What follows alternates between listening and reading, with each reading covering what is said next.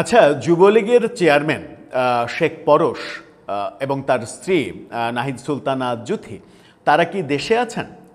দেশেই কোনো জায়গায় লুকিয়ে আছেন, আত্মগোপনে আছেন, নাকি তারা দেশের বাইরে আছেন? কোনটা আসলে সত্য?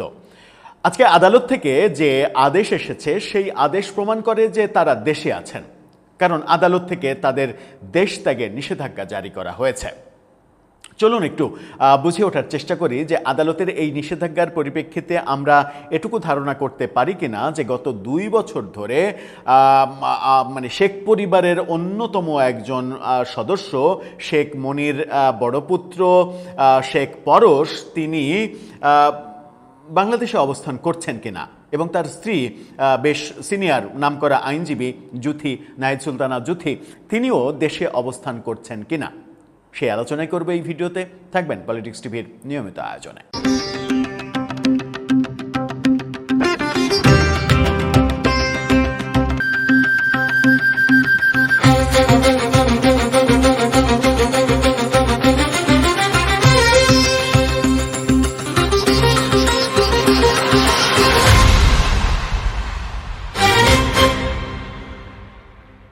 দর্শক, বলছিলাম যুবলীগের চেয়ারম্যান এবং তার স্ত্রী তারা দেশে অবস্থান করছেন কিনা। আজকে আদালত থেকে যে আদেশ জারি করা হয়েছে সেই আদেশ বলছে যে তারা দেশে অবস্থান করছেন, এবং এরকম আশঙ্কাও আশঙ্কা প্রকাশ করা হয়েছে যে তারা যে কোনো সময় দেশ ত্যাগ করতে পারে, এই কারণে দেশ ত্যাগের নিষেধাজ্ঞা দেয়া হয়েছে।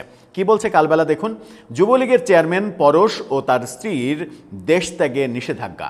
দেশ ত্যাগের নিষেধাজ্ঞা যেহেতু দিয়েছেন আদালত, সেহেতু তারা দেশে আছেন।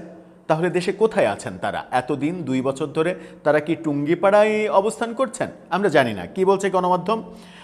কার্যক্রম নিষিদ্ধ যুবলীগ চেয়ারম্যান শেখ ফজলে শামস পরশ ও স্ত্রী নাহিদ সুলতানা সহ 3 জনের দেশ ত্যাগে নিষেধাজ্ঞা দিয়েছেন আদালত। বৃহস্পতিবার মেট্রোপলিটন সিনিয়র স্পেশাল জজ শাহজাহান কবির দুর্নীতি দমন কমিশনের আবেদনে এই আদেশ দিয়েছেন। তার মানে দুর্নীতি দমন কমিশনও জানে যে শেখ পরশ দেশে আছেন। তাহলে তাকে অ্যারেস্ট করা হচ্ছে না কেন? খুঁজে পাওয়া যাচ্ছে না কেন? নাকি শেখ পরশের সঙ্গে পুলিশের একটা গোপন সমঝোতা আছে? আমরা জানি না। সংস্থাটির জনসংযোগ কর্মকর্তা তানজির আহমেদ বিষয়টি নিশ্চিত করেছেন।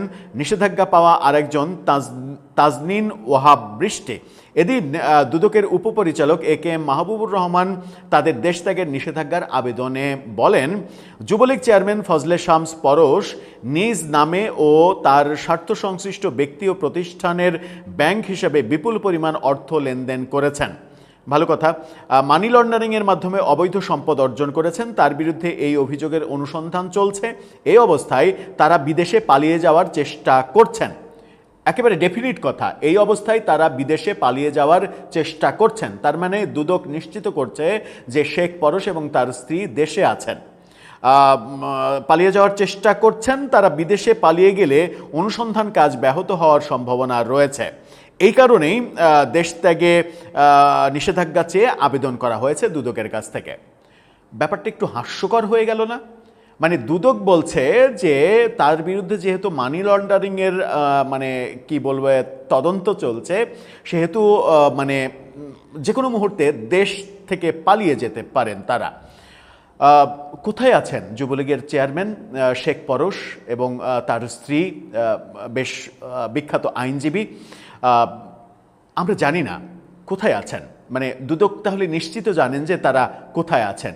এই 2 বছর ডক্টর ইউনূসের পুলিশ এবং বর্তমানে বিএনপি সরকারের পুলিশ যুবলীগের চেয়ারম্যান শেখ মনির পুত্র শেখ পরশ, শেখ পরিবারের অন্যতম ক্যারেক্টার, যদিও অপেক্ষাকৃত স্বচ্ছ হিসেবেই তাকে আমরা চিনি। শেখ পরিবারের 2-4 জনের ব্যাপারে নেগেটিভ আলোচনা রয়েছে, কিন্তু শেখ পরশের ব্যাপারে তেমন কোনো নেগেটিভ আলোচনা আমরা শুনিনি। তার ছোট ভাইকে নিয়েও অনেক নেগেটিভ আলোচনা অনেক সময় হয়, কিন্তু তার ব্যাপারে খুব একটা নেগেটিভ আলোচনা হয়নি। কিন্তু সেই কারণেই কি তাকে দেশে থাকতে দেয়া হয়েছে এবং তিনি সাহস করে দেশে আছেন? কোথায় আছেন তাহলে? টুঙ্গিপাড়ায় নাকি অন্য কোনো খানে? নাকি তিনি তার শ্বশুর বাড়িতে অবস্থান করছেন? নাকি আদালতেই কোনো একটা গোপন জায়গায়? নাকি ওই যে ক্যান্টনমেন্টে বহু জনকে আশ্রয় দেওয়া হয়েছিল, এখনও তিনি ক্যান্টনমেন্টেই অবস্থান করছেন? নাকি পরবর্তীতে গিয়েছেন? ব্যাপারটা এতটাই হাস্যকর, দুদক যখন বলে যে শেখ পরশ দেশ থেকে পালিয়ে যেতে পারেন, এই কারণে তার দেশ ত্যাগে নিষেধাজ্ঞা দিতে হবে, অথচ আমরা জানি যে শেখ পরিবারের মানে শীর্ষ একজন সদস্য দেশে অবস্থান করছেন না গত 2 বছর ধরে। এমনকি তারা ম্যাক্সিমামই 5 আগস্টের আগেই দেশ ত্যাগ করেছেন, মানে 2024-এর 5 আগস্টের আগেই দেশ ত্যাগ করেছেন।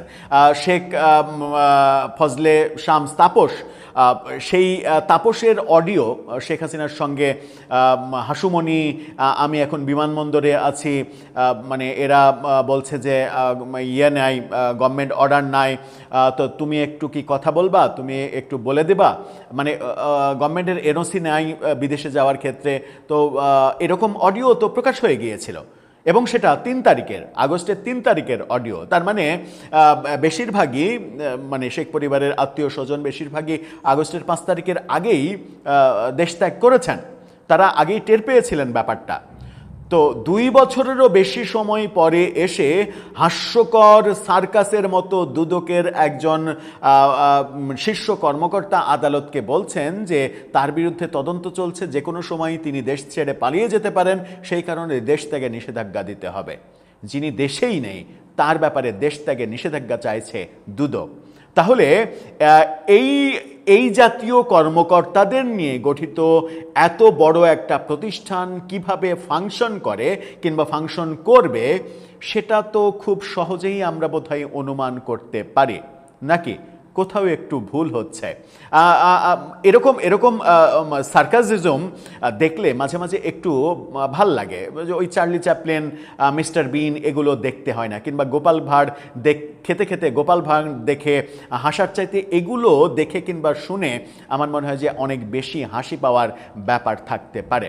দর্শক, আপনার কাছে কি মনে হয়? আপনার মতামত জানিয়ে লিখতে পারেন আমাদের কমেন্ট বক্সে।